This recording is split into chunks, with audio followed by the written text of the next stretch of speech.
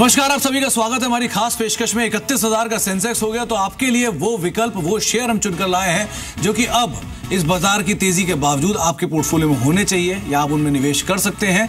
और 31 ऐसे शेयर हमने चुनने की कोशिश की है।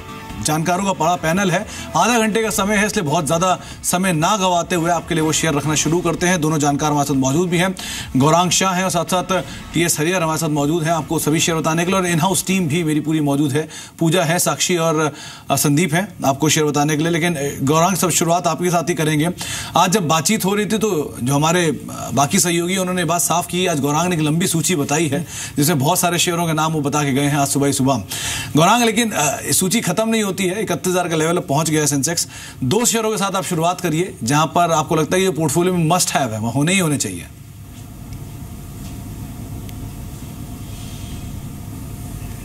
शुक्रिया सुमित। और हर बार आपके माध्यम, आपके चैनल के माध्यम के द्वारा हम यही कोशिश करते हैं कि आपके दर्शकों को और निवेशकों को एक सुलझे हुए निवेशक बनाए, ना कि उलझे हुए निवेशक लंबी अवधि के नजरिए रखते हुए।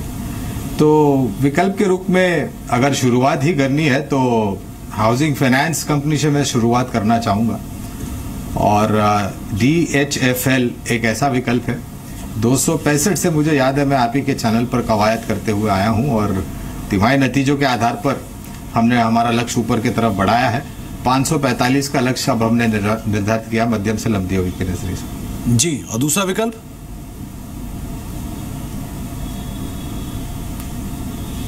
दूसरा विकल्प होगा बैंकिंग सेक्टर और वहां पर हमने सरकारी बैंक, सबसे बड़ी bank state bank of India, इसको चुना है और यहां पर हमने लक्ष्य निर्धारित किया है 345 का।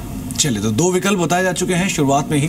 SBI और दीवान हाउसिंग, दो NBFC और बैंकिंग स्पेस की ये कंपनियां जिनके ऊपर आप जोर दे सकते हैं, अपने पोर्टफोलियो में शामिल कर सकते हैं। अब बचे हुए हैं 29 और ऐसे शेयर जिन पर हम चर्चा करेंगे।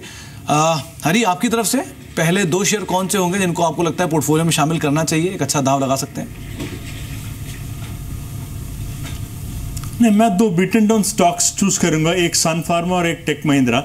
और ये दोनों ही स्टॉक्स आई थिंक खास करके आज के तारीख में काफ़ी करेक्ट हो चुके हैं और फंडामेंटली दोनों कंपनी साउंड है। और मैं मानता हूँ कि जिस तरह से करेक्शन हमने देखा है दोनों स्टॉक में, this is probably the time to go in and start buying the stocks. शायद आपको 3-4 महीने तक का इंतजार करना पड़ेगा, पर आई थिंक कम से कम 20-25% का रिटर्न आपको मिल सकता है। जी, तो एक तरफ आपके सामने वो स्टॉक है जो कि एक अच्छी तेजी, जिन्होंने रफ्तार पकड़ी है, अच्छी तेजी दिखाई है, और दूसरी तरफ वो स्टॉक है जो कि बीटन डाउन है, एक अच्छी वैल्यू बाय की तरफ आप देख सकते हैं। 4 विकल्प हो चुके हैं, टेक महिंद्रा, सन फार्मा, SBI और दीवान हाउसिंग जैसे विकल्प आपको बताए गए हैं। आगे बढ़ने से पहले अब कुछ अपने इन हाउस जो एनालिस्ट हैं उनसे बातचीत कर लेते हैं। संदीप, शुरुआत आप ही करिए। कोई दो शेयर जो आपके पास हो, आपके पोर्टफोलियो में, जिनको आप बताना चाह रहे हो? देखिए, ब्रोकिंग हाउसेस के माध्यम से जो दो शेयर आपके सामने रखना चाहूँगा। पहला एक कंजम्पशन प्ले है क्रॉम्पटन ग्रीव्स, इस पर आप नजर रख के चलिए। CLSA ने यहाँ पे खरीदारी की सलाह दी है। उनका मानना है कि 270 तक के जो जोन है वो देखने को मिल सकते हैं। लाइटिंग और कंज्यूमर ड्यूरेबल दो सेगमेंट्स है, दोनों का प्रदर्शन इस बार काफ़ी अच्छा रहा था। कॉस्ट कटिंग के ऊपर कंपनी का फोकस है, जिस वजह से मार्जिन इंप्रूव हुए थे और ये शायद आगे भी जारी रह सकता है, जिसको CLSA ने काफ़ी पसंद किया है। दूसरा कॉल है बॉश का। यहाँ पे क्रेडिट स्विस ने आउट परफॉर्म रेटिंग रखी है और टारगेट प्राइस हाल ही में उन्होंने इंक्रीज किया है, 26,700 ये टारगेट प्राइस दिया है। BS4 नियम जो लागू हुए हैं वो शायद एक बहुत बड़ा गेम चेंजर इस कंपनी के लिए साबित हो सकता है, जिस वजह से नंबर्स तो अच्छे रहे थे, आने वाली तिमाही भी काफी पॉजिटिव रहेंगी, ऐसा क्रेडिट स्विस का मानना है, जिस वजह से वो 26,700 रुपए के टारगेट प्राइस दे रहे हैं। तो दो और विकल्प बताए गए हैं, इसमें बॉश और क्रॉम्पटन ग्रीव्स जैसे जो शेयर हैं उनके ऊपर भी आप दांव लगा सकते हैं। पूजा, दो शेयर आपकी तरफ से बता दीजिए। जी, मेरी तरफ से ऑटो स्पेस का एक शेयर है मारुति।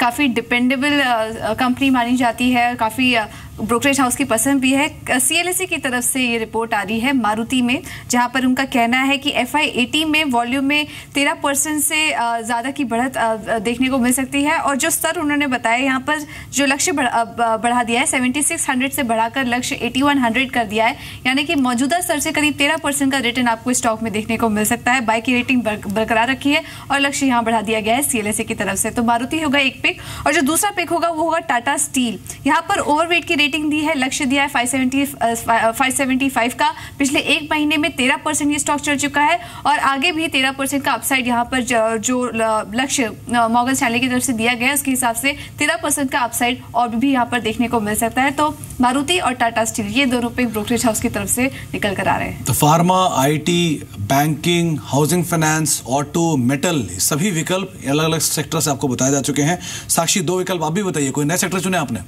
पहले तो ऑटो स्पेस से शुरुआत करूंगी। भारत फोर्ज पहली पिक है, जहां पर सीएलएसए काफी बुलिश नजर आ रहा है। इन्होंने बाय रेटिंग को बरकरार रखा है और जो लक्ष्य दिया है 1300 के लेवल्स पर दिया है। खासतौर पर उनका मानना है नतीजे तो सुधार देखने में मिल ही रहा है, और खासतौर पर आगे जाते हुए जिस तरीके का फोकस है कंपनी का डिफरेंट वर्टिकल्स पर, भले वो रेलवेज हो, डिफेंस हो या एरोस्पेस हो, उसको लेते हुए कंपनी के ऊपर काफी बुलिश नजर आ रही है सीएलएसए, जहां पर खरीदारी की राय है। इसके अलावा डिश टीवी एक और स्पेस होगा जहां पर ब्रोकरेज हाउसेस पॉजिटिव रिपोर्ट्स निकाल रहे हैं। मक्वायरी की पहले रिपोर्ट आई है जिसमें इन्होंने आउट परफॉर्म की रेटिंग को बरकरार रखा है और लक्ष्य दिया है 115 का। यहां पर डिस्क्लेमर भी दे दें कि एसएल समूह की कंपनी है जिसके माध्यम से ये चैनल देखा जा रहा है। काफी सारे आगे आने वाले ट्रिगर्स हैं, जैसे कि जीएसटी का इंप्लीमेंटेशन, मार्जिन्स में इंप्रूवमेंट नजर आ सकता है जीएसटी की वजह से, बेनिफिशियल हो सकता है ये वीडियोकॉन डीटीएच के मर्जर के साथ। तो ये दो कुछ विकल्प रहेंगे पहले ब्रोकरेज हाउसेस की तरफ से। जी, तो 10 विकल्प आपको बताए जा चुके हैं, अलग अलग सेक्टर को हमने चुना है। गौरांग, अभी हरी से बात हो रही थी तो उन्होंने कुछ ऐसे दो शेयर चुने हैं जो कि काफी बीटन डाउन है। क्या आपने भी ऐसे कोई विकल्प निकाले?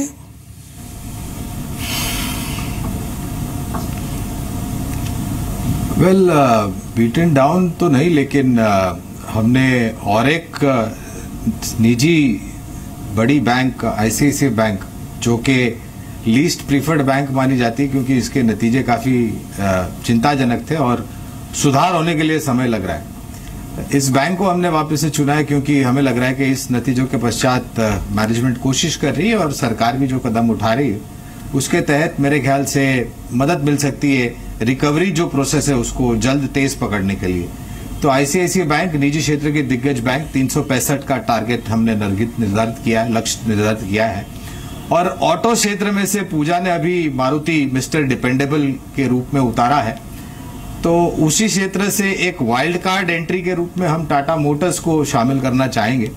ये भी एक ऐसा स्टॉक है जो कि लीस्ट प्रिफर्ड है क्योंकि काफी कुछ दिक्कत है, चाहे वो घरेलू कामकाज हो या फिर जेएलआर को हो। मगर जिस तरीके से नए मॉडल्स आ रहे हैं, न तो सिर्फ घरेलू कामकाज मगर जेएलआर के भी जो नई प्रोडक्शन लाइनअप आ रही है उसके देखते हुए भी हमें लग रहा है कि ये एक ऐसा इन्वेस्टमेंट हो सकता है जो कि काफी सही साबित हो सकता है इन टर्म्स ऑफ रिटर्न। लक्ष्य निर्धारित किया है 580 का लंबी अवधि के नजरिए से। जी हरी, आपने अब तक वैल्यू बाय चुनी है, क्या 2 वैल्यू बाय के साथ ही आप जाएंगे या फिर आपको लगता है कि कुछ स्ट्रेंथ वाले शेयर जो कि अब तक परफॉर्म कर गए हैं उनको भी चुना जा सकता है? नहीं, मेरे पास 2 मोमेंटम वाले स्टॉक भी हैं, मैं जस्ट जिक्र करता हूं उनकी। एक तो आईओसी। देखिए, इंडियन ऑयल का जो रिजल्ट्स है ये क्वार्टर के बहुत ही बेहतरीन थे, पर मार्केट थोड़ा नेगेटिव इसलिए रहा कि उनका ज़्यादा जो प्रॉफिट ग्रोथ आया वो इन्वेंट्री वैल्यूएशन से आया है। पर हमारा मानना है कि जो ग्रॉस रिफाइनिंग मार्जिन है इसमें आई थिंक अगले 2-3 क्वार्टर में और इंप्रूवमेंट देखने को मिलेगा, जिसका बेनिफिट आई थिंक आईओसी को मिल सकता है। तो वी लाइक आईओसी, हमारा इंटरनल टारगेट अबाउट 480-500 तक का है। दूसरा स्टॉक एक स्टॉक है जो लगभग 1-2 महीने पहले बहुत ज्यादा एक्शन में था और वो है डीमार्ट। एवेन्यू सुपरमार्केट नाम से ये लिस्ट किया जाता है। आई थिंक ये स्टॉक 800 पार करके अभी करेक्ट होकर 710 आया है। हमें लगता है कि ये लेवल पे ये स्टॉक एक अच्छा अट्रैक्टिव बाय बनता है। आई थिंक डाउनसाइड रिस्क बहुत कम है, आप 3 महीने के लिए इन्वेस्ट कर सकते हो। तो target about 825-830 on the stock. जी, तो हर तरह के सेक्टर से हर तरह की कंपनी को चुना गया है। अभी भी विकल्प खत्म नहीं हुए हैं क्योंकि सभी जानकारों मिलकर अब तक सिर्फ 14 शेयर दिए हैं। 31 शेयरों का वादा है। आगे बढ़ते हैं। संदीप, 3 शेयर आप बताइए जो आपके पास और कौन से हैं? सुबह आप बीटन डाउन स्टॉक्स की बात कर रहे थे, तो फार्मा एक ऐसा स्पेस है या पूरे इस सेक्टर में कोई भी स्टॉक उठा लीजिए तो आपको बीटन डाउन नजर आएगा। और लुपिन एक ऐसा शेयर है जिसमें हमने देखा था नंबर्स के बाद काफ़ी ज़्यादा पिटाई देखने को हो चुकी है। इनफैक्ट आज हम बात कर भी रहे थे, इसके वैल्यूएशन डिस्कस कर रहे थे पूरे स्पेस के, और आप और मैं जब डिस्कस कर रहे थे कुछ ऐसी लार्ज कैप कंपनीज थी जिनके वैल्यूएशन अगर आप देखें औसतन जो 35-40 के मल्टीपल होते हैं उसके मुकाबले अब 15 से 20 टाइम्स के मल्टीपल पर फिलहाल अवेलेबल है, और लुपिन उनमें से एक काउंटर है। और नमूरा ने जो नंबर्स आए थे उसके बावजूद भी इसको अपना जो कन्विक्शन है उसे बरकरार रखा है। बाय रेटिंग मेंटेन करते हुए 14 से 91 तक के जो टारगेट्स हैं उनका मानना है कि इस काउंटर में देखने को मिल सकते हैं। एक और बीटन डाउन स्टॉक की अगर आप बात करें तो वो है भारत फाइनेंशियल का। देखिए, जब ये शेयर गिर रहा था तो उस समय क्रेडिट स्विस ने अपना जो कन्विक्शन है उसे बरकरार रखा था, इसको अपग्रेड किया था, हाल फिलहाल न्यूट्रल रेटिंग थी, पहले उसे बढ़ाकर आउट परफॉर्म किया था और जो टारगेट प्राइस है उसे भी इंक्रीज किया था। 760 रुपये से बढ़ाकर 800 रुपये के जो टारगेट प्राइस है वो इस काउंटर में दिए थे। तो अगर आप अब भी इसे पिक करते हैं तो करीब 90 रुपये के आसपास की अपसाइड बचती है, और क्रेडिट स्विस का भी मानना है कि ये स्टॉक आउट परफॉर्म करता हुआ दिखेगा। आखिरी जो काउंटर मेरी लिस्ट में है वो है अदानी पोर्ट्स का। यहाँ पे Bank of America Merrill Lynch काफ़ी पॉजिटिव है, नंबर्स आए थे उसके बाद Bank of America Merrill Lynch जो बाय कॉल है उसे मेंटेन रखा था और टारगेट प्राइस को इंक्रीज किया था। 395 पहले टारगेट प्राइस था, अब उसे बढ़ाकर 401 रुपये किया है। हाल फिलहाल हमने अदानी ग्रुप के स्टॉक्स में भी गिरावट देखी है, तो जो भी गिरावट आई है उसमें एक्यूमुलेट करने का अच्छा मौका है। 400 रुपये तक के जो जोन्स हैं वो Bank of America Merrill Lynch मानता है कि अदानी पोर्ट्स में भी देखने को मिल सकता है। चलिए, तो पोर्ट स्पेस से अदानी पोर्ट हर गिरावट में खरीदारी की राय यहाँ पे Bank of America Merrill Lynch की है। 401 रुपये के टारगेट यहाँ पे दिए जा रहे हैं। पूजा, आपकी तरफ से 3 स्टॉक कौन से हैं? जी, मेरी तरफ से पहला स्टॉक होगा ONGC का। नतीजे इतने कुछ अट्रैक्टिव नहीं थे, लेकिन क्रेडिट स्विस की अभी भी एक टॉप पिक है और इन्होंने न्यूट्रल से बढ़ाकर आउट परफॉर्म की रेटिंग इस स्टॉक में दी है और लक्ष्य भी बढ़ा दिया है। 176 से बढ़ाकर जो लक्ष्य है वो 220 कर दिया है और इनका मानना है कि $50 प्रति बैरल पर जो क्रूड इस पर ट्रेड कर रहा है उससे कंपनी को काफ़ी फायदा होगा और LPG और केरोसिन से यहाँ पर ज़्यादा कुछ नुकसान देखने की उम्मीद नहीं की जा रही है। तो ONGC होगा पहला पिक। दूसरा पिक होगा मदरसन सुमी का। यहाँ पर CLSA ने बाई की रेटिंग अपनी बरकरार रखी है और यहाँ भी लक्ष्य बढ़ा दिया गया है, 420 से बढ़ाकर 510 कर दिया है। कंपनी के एक्सपेंशन प्लान्स भी काफ़ी अच्छे हैं और हाल ही में कंपनी ने ये भी अनाउंस किया कि FY18 में कंपनी का 2000 करोड़ रुपए के कैपेक्स के प्लान भी है, कुछ एक्विजिशन भी करने वाली है, कैपेसिटी को बढ़ाएगी, जिसके चलते CLSA काफ़ी बुलिश साउंड कर रहा है स्टॉक में और लक्ष्य भी यहाँ पर बढ़ा दिया गया है। 510 तक के लेवल से स्टॉक में आपको देखने को मिल सकते हैं। और जो आखिरी स्टॉक होगा वो होगा HUL के नतीजे भी काफ़ी शानदार आए थे। वॉल्यूम ग्रोथ की बात करें तो 4% का वॉल्यूम ग्रोथ HUL के फ्रंट पर देखने को मिला था। कंज्यूमर जो डिमांड चल रही होती है उसका एक मिरर ही है HUL अगर बात करें तो, और डीमोनेटाइजेशन के बाद जिस तरह की सुधार कंपनी के नंबर्स में देखने को मिली है वो काफ़ी वहाँ पर अच्छा प्रदर्शन देखने को मिला है। एंटिक ने होल्ड से बढ़ाकर बाई की रेटिंग दे दी है और लक्ष्य भी 1133 का दिया है, तो ये काफ़ी बुलिश साउंड कर रहा है HUL के परफॉर्मेंस में आगे चलते हुए। जी, तो 3 विकल्प पूजा ने भी आपको बता दिए हैं। गौरांग, आपसे अब तक 4 शेयरों में बातचीत हो चुकी है। आपने कुछ सेलेक्टिव स्टॉक्स चुने हैं जिनमें वैल्यू है, कुछ सेलेक्टिव स्टॉक चुने हैं जिनमें एक अच्छा मोमेंटम देखने को मिला है। जो बाकी सेक्टर है, देखिए FMCG हुआ, फार्मा हुआ, यहाँ से कोई विकल्प अब तक नहीं आया आपकी तरफ से, क्या इससे भी कुछ आपने चुना है? तो FMCG क्षेत्र से डाबर को चुना है हमने और हम जिस तरीके से नतीजे आए हैं हम काफ़ी उत्साहित है। 330 का एक कॉन्जर्वेटिव टारगेट हम लेकर के चल रहे हैं और अगर जिस तरीके से मौसम का अनुमान इंडियन मेट लगा रहा है, अगर बारिश चौतरफा हुई और संपूर्ण रीत से भारतवर्ष में फैल गई तो मेरे ख्याल से जो मांग है ग्रामीण और मध्यम ग्रामीण भाग से FMCG क्षेत्र को लेकर के वो काफ़ी ऊपर की तरफ जा सकती है, पहली बात। दूसरी बात, लागत खर्च को लेकर के शायद एक कंट्रोल्ड वे में हो सकता है जिससे शायद मार्जिन में भी आपको इजाफा मिल सकता है। तो डाबर एक विकल्प है जिस पर हम पॉजिटिव है। और जो ऑटो क्षेत्र का मैंने जिक्र किया तो उससे जुड़ी हुई एक और क्षेत्र है टायर मैन्युफैक्चरिंग कंपनीज, वहां से हमने चुना है अपोलो टायर्स को। 275 का लक्ष्य हम निर्धारित करके लेकर के चल रहे हैं। 2 पॉजिटिव ट्रिगर यह है कि रबर के दाम एक नियंत्रण रेंज में है और दूसरी तरफ कच्चे तेल के दाम बहुत ही सीमित दायरे में और नीचे जाने की गुंजाइश बहुत ज्यादा। ये दोनों ही ट्रिगर टायर कंपनीज के लिए काफी अच्छी बात है। नए लॉन्चेस को लेकर के नए ऑर्डर आ सकते हैं टायर मैन्युफैक्चरिंग कंपनीज को और रिप्लेसमेंट मार्केट एवर रोबस्ट है। उस नजरिए से हमें लग रहा है अपोलो टायर्स 275 के लक्ष्य के लिए काफी सक्षम है। जी हरी, क्या आपने फार्मा स्पेस में कोई और शेयर भी चुना है? आपको लगता है इस स्पेस में बस यही एक वैल्यू बाय थी सन फार्मा ही, या कोई और शेयर भी आपको लगता है यहाँ पे है वैल्यू? नहीं है काफ़ी। फॉर एग्जांपल आप पूछेंगे तो मैं कहूँगा 3-4 शेयर्स ऐसे हैं जो इनफैक्ट ये लेवल्स पे काफ़ी वैल्यू दिखा रहे हैं। फॉर एग्जांपल ऑरोबिंदो मुझे लग रहा है वैल्यू दिखा रहा है। आई थिंक सिंजनी एक बायोकॉन का ग्रुप कंपनी जो अराउंड 450-460 के आसपास कोट हो रहा है। I think Sinjini is also good bye.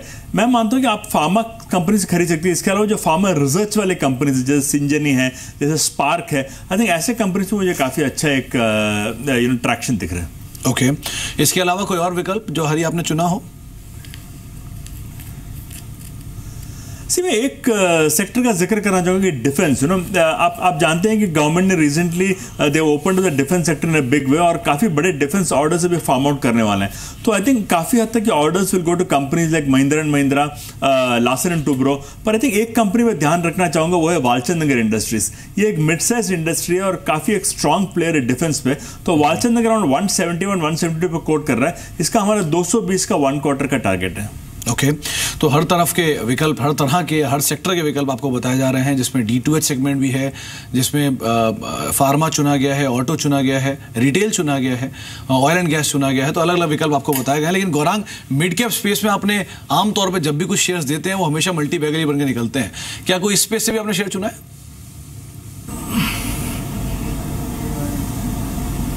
तो उम्मीद रखते हैं कि ये दो विकल्प भी जो ब्रॉडर मार्केट मिड कैप से हमने पसंद किया है वो भी बहुत शानदार तरीके से निवेशकों की पूंजी में बढ़ावा रखे। आरती इंडस्ट्रीज जो कि स्पेशलिटी केमिकल से जुड़ी कंपनी है, नतीजों को लेकर के काफी सकारात्मक नजरिया लेकर के हम चल रहे हैं।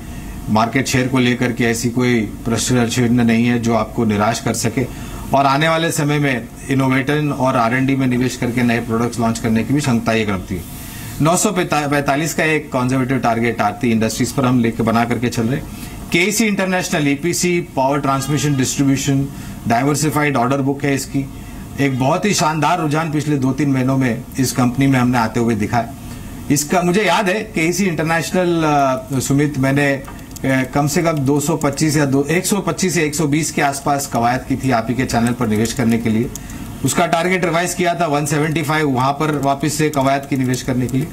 अब नेक्स्ट टारगेट हमने 285 का रखा है मध्यम से लंबी अवधि के नजरिए से। चलिए, तो आपको अब करीब हमने अब तक 26 शेयर आपको बता दिए हैं जिनको आप नोट कर सकते हैं। अलग अलग लेवल्स, अलग अलग टारगेट्स, अलग अलग विकल्प के साथ अलग अलग चॉइसेस के लिए आप अलग अलग सेक्टर में से इन शेयरों को चुन सकते हैं। लेकिन हरी, सभी शेयरों में आपने अब तक कोई NBFC या कोई बैंकिंग शेयर नहीं चुना या कोई हाउसिंग फाइनेंस कंपनी नहीं चुनी। क्या इस विकल्प, इस सेक्टर में से भी कोई शेयर आपने चुन के लाए हैं? से डेफिनेटली आई थिंक काफ़ी हैं। फॉर एग्जांपल आप यदि बैंक्स की बात करेंगे तो मुझे RBL बैंक काफ़ी अच्छा लग रहा है at this prices. I think आप 600-650 का टारगेट लेके डेफिनेटली तो चल सकते हैं। यदि आप NBFC की बात करें तो आई थिंक भारत फाइनेंशियल का मेरे ख्याल से आपके किसी कलीग ने जिक्र किया था, तो ये स्टॉक अच्छा लग रहा है। आई थिंक एक ही मैं I give a word of caution that जिस तरह से बैंक निफ्टी मूव हो रहा है शायद से थोड़ा प्रेशर है, तो आई थिंक प्रेशर रह सकता है, but from medium term perspective I think both this sector should perform well. चलो, तो ये दो विकल्प मान के चले हरी, RBL बैंक या भारत फाइनेंशियल या हाउसिंग फाइनेंस स्पेस से आप कोई शेयर चुनना चाहेंगे? नहीं, आई थिंक फिलहाल तो मैं RBL और भारत फाइनेंशियल पे चलूंगा। ओके, तो RBL बैंक और वैसे GIC हाउसिंग फाइनेंस एक और स्टॉक है। जी कंटिन्यू करें हरी। इसमें सिर्फ एक आपको ध्यान रखना है कि थोड़ा लिक्विडिटी का इश्यू है, बट अदरवाइज आई थिंक ये स्टॉक भी अफोर्डेबल हाउसिंग पे एक अच्छा प्ले बन सकता है। चलिए, तो GIC हाउसिंग फाइनेंस एक और नाम बताया गया है। 595 रुपए के टारगेट्स के लिए हरी को लगता है कि इसमें मूव आ सकता है। हालांकि लिक्विडिटी का थोड़ा इशू है, लेकिन फिर भी इसमें पोटेंशियल अपसाइड जो है काफी ज्यादा है। अब साक्षी से बातचीत कर लेते हैं। साक्षी, करीब 28 शेयर हम बता चुके हैं, 3 शेयर और बता दीजिए ताकि 31 का आंकड़ा पूरा हो जाए। एब्सोल्युटली। सबसे पहले ऑयल एंड गैस स्पेस से IGL को चुना है। नोम्यूरा यहाँ पर काफी पॉजिटिव नजर आ रहा है। बाई की रेटिंग दी है, लक्ष्य 1180 का दिया है। ऑलरेडी काफी स्ट्रॉन्ग परफॉर्मेंस ओवर 1.5 ईयर्स हमने देखी भी है। आगे जाते हुए अगर देखा जाए इन क्वार्टरली 4 नतीजों में प्रेशर जरूर थे, लेकिन वॉल्यूम फ्रंट पर काफी स्ट्रांगली यहाँ पर सरप्राइज किया था इन्वेस्टर्स को, और आगे जाते हुए गवर्नमेंट रेगुलेटरी एक्शन से भी काफी बेनिफिट मिलेगा। तो IGL एक पहली पिक है। मेटल स्पेस से वेदांता पर क्रेडिट स्विस काफी बुलिश नजर आ रहा है। आउट परफॉर्म की रेटिंग दी है, 290 का टारगेट भी दिया है। अगले 2 सालों में प्रोडक्शन कैपेसिटी जो है वहां पर तेज ग्रोथ की उम्मीद है। 30% तक की प्रोडक्शन कैपेसिटी में ग्रोथ की उम्मीद लगा रहे हैं, जिसकी वजह से यहां पर बुलिश नजर आ रहे हैं। आखिरी शेयर होगा जी एंटरटेनमेंट का, जहां पर CLA से बुलिश नजर आ रहा है। खरीदारी की सलाह को बरकरार रखा है। लक्ष्य ऊपर की तरफ रिवाइज किए हैं, 580 से बढ़ाकर 625 कर दिए हैं। उनका मानना है डोमेस्टिक एड रेवेन्यूज में जिस तरीके की ग्रोथ देखने को मिल रही है, आगे जाते हुए काफी इजाफा देखने को मिल सकता है। रेवेन्यूज पर भी टॉप लाइन पर अगर देखा जाए तो सालाना आधार पर 25% तक की ग्रोथ का भी उनको अनुमान है। एक और डिस्क्लेमर दे दें कि ये भी SL समूह की कंपनी है, जी एंटरटेनमेंट। जी, तो आपको करीब 31 शेयर बताए गए हैं और सभी जानकारों ने मिलकर आपको ये शेयर बताए हैं। कुछ ब्रोकरेज हाउस की रिपोर्ट्स के आधार पे और कुछ हमारे जो 2 जानकार मौजूद हैं उन्होंने बताए हैं। एक एक करके आप सभी शेयरों को नोट कर लीजिए। एक बार फिर से हम वो 31 शेयर आपके सामने दोहरा देते हैं। सबसे पहले हरी ने आपको IOC में खरीदारी की राय दी है। 470 रुपए के टारगेट्स के लिए आप देख सकते हैं। 418 का मौजूदा स्तर है। 8 रुपए की गिरावट देखने को मिली, लेकिन आप गिरावट से ना घबराएं, एक अच्छे फंडामेंटल के आधार पर खरीदारी करें। डी-मार्ट ऊपरी स्तर से करेक्शन हुआ है। 825 के टारगेट के लिए हरी को लगता है कि शेयर में बाय किया जा सकता है। आप इसे देख सकते सकते हैं। इसके अलावा सिंजीन, गौरांग भी पहले से पसंद करते रहे हैं और हरी की भी तरफ से विकल्प है। 525 के टारगेट्स के लिए आप खरीदारी कर सकते हैं सिंजीन के अंदर। इसके अलावा जीआईसी हाउसिंग फाइनेंस स्पेस की कंपनी है। 595 रुपए के टारगेट्स के लिए आप यहाँ पे खरीदारी कर सकते हैं। 512.13 की शेयर ने क्लोजिंग दी है, लेकिन अच्छे अपसाइड यहाँ पे भी खुल सकते हैं। टेक महिंद्रा वैल्यू बाय के तौर पे हरी को लगता है एक एग्रेसिव कॉल है। 440 रुपए के टारगेट्स के लिए आप खरीदारी कर सकते हैं। अच्छे वैल्यूएशन पर शेयर अवेलेबल है।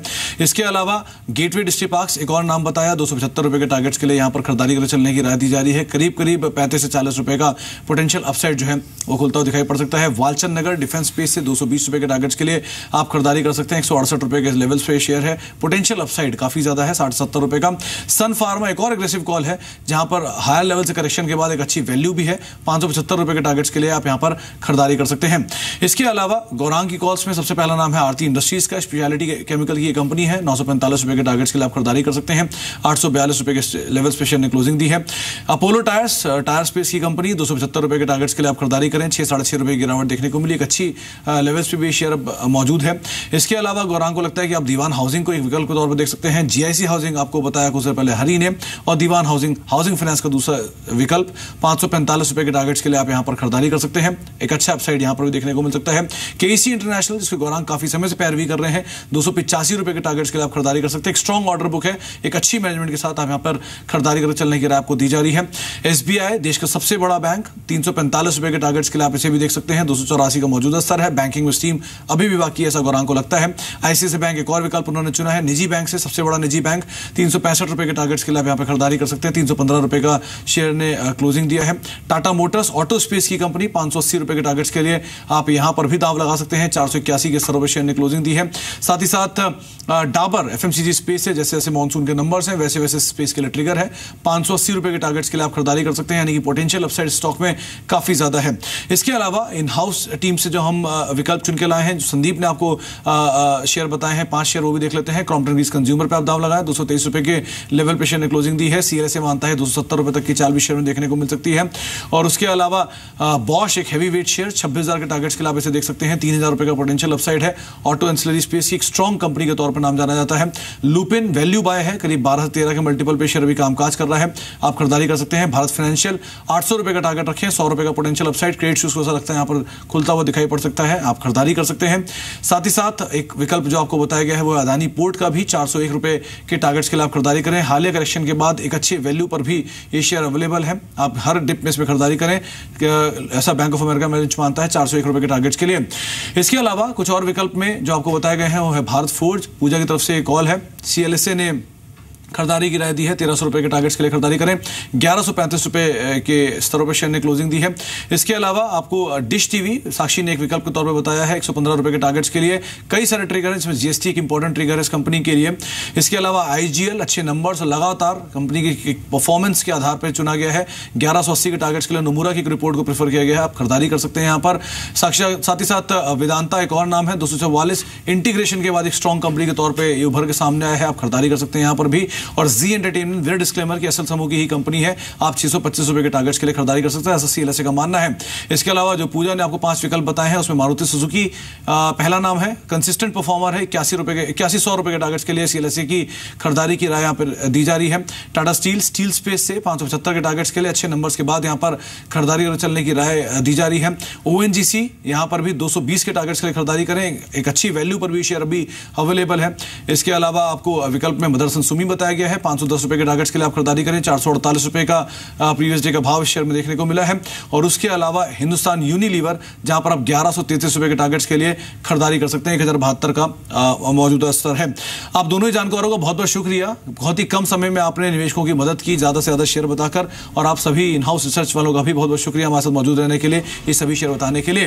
तो 31,000 के इन लेवल्स पर 31 वो शेयर आपको बताए गए हैं जिनको आप यहां से भी निवेश कर सकते हैं, एक अच्छे विकल्प के तौर पर है, अच्छी कंपनियां हैं और एक कंसिस्टेंट बेसिस पर रिटर्न देती आई है। लगातार ये कोशिश रहती है हमारी कि आपको हम मुनाफा कमा के दें, और यही एक और इसी कोशिश के तहत हमने एक प्रोग्राम आपके सामने रखा। इस कार्यक्रम को तो यही समेटते हैं, जब लौटते हैं और बातचीत करते हैं कुछ और खबरों को लेकर भी। तब तक के लिए नमस्कार।